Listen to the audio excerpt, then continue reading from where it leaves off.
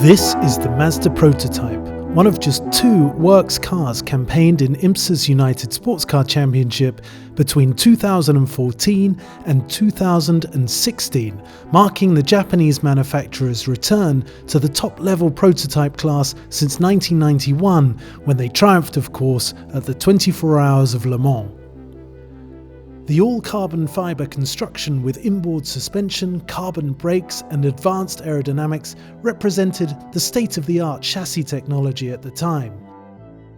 Propulsion initially came from Mazda's Sky Active diesel engine, but after the first two seasons failed to meet performance expectations, a decision was taken to swap it for AER's petrol-powered 2-litre 4-cylinder turbo engine, which had run successfully under Mazda badging just a couple of seasons earlier. The cars were immediately more competitive during that third and final season with AER's power plant. And while the podium sadly remained elusive, the 70 car in particular validated that engine change with 4th place finishes in Long Beach and Austin, 5th at Watkins Glen and 8th overall at Sebring. After 3 seasons of grueling competition, including 3 Daytona 24 Hours and 3 Sebring 12 Hours, the program was halted when regulation changes rendered the cars obsolete. Now, after a few years of well-earned rest, the 70 car, chassis number MM07 to give it its correct designation, has been fully and sympathetically restored to its 2016 petrol-powered specification in readiness for a return to competitive racing in the Masters Endurance Legends Series. On its debut in the championship at Silverstone in 2022, the car claimed 1 podium and 1 outright victory straight out of the box. Impressive stuff against a field that included ex-factory Peugeots, Oak Pescarolos, Lola Aston LMP1 cars, to name but a few. This car raced in IMSA in period, so it's got a Mazda engine.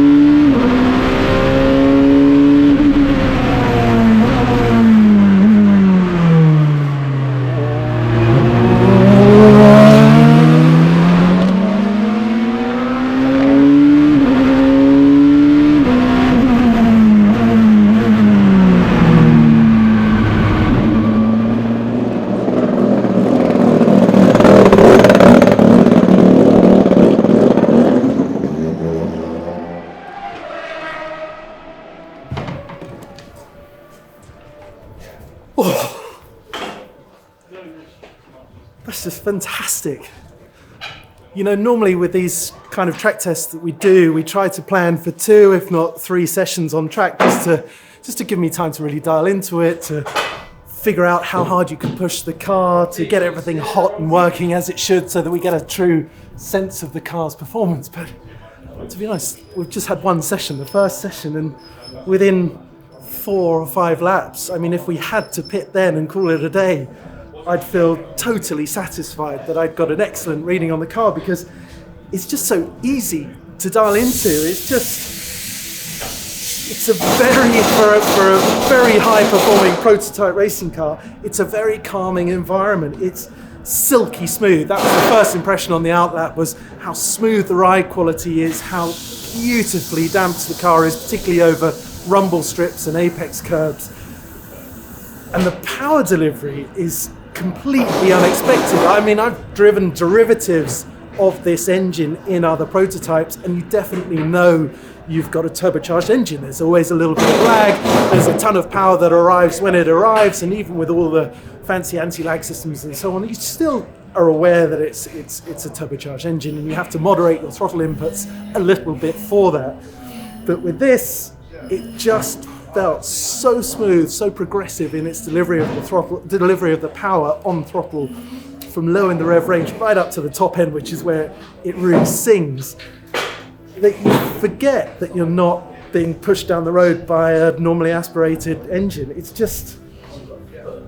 lovely. And I tell you what, if you are, let's say you're new to this kind of racing car, let's say you've been racing older historics and you fancy a go at the prototype kind of thing, this is the car for you, because it's very much more accessible than some of the bigger, either more powerful cars, but yet you can still wring a lap time out of it that will put you right up the sharp end of a Masters Endurance Legends grid. And the reason for that is that it can carry so much speed through the apexes, and you can brake so much later than you realise. And it really took me quite a lot of adjustment, a lot of recalibration, figuring out, right, I need to brake later there, I'm going down to 3rd for that corner when it should be 4th, and so on.